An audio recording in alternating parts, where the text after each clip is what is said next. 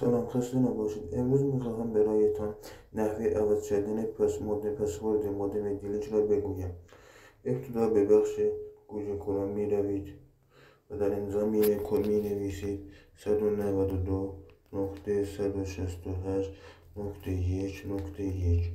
و انتر را می زنید.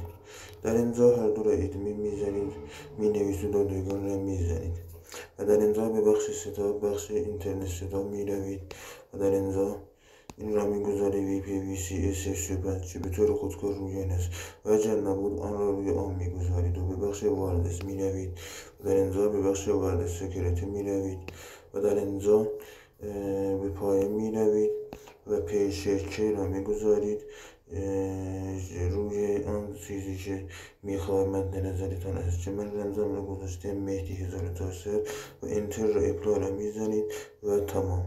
این بود آموزش امروز ما درباره عوض کردن رمز مودم دیلینک.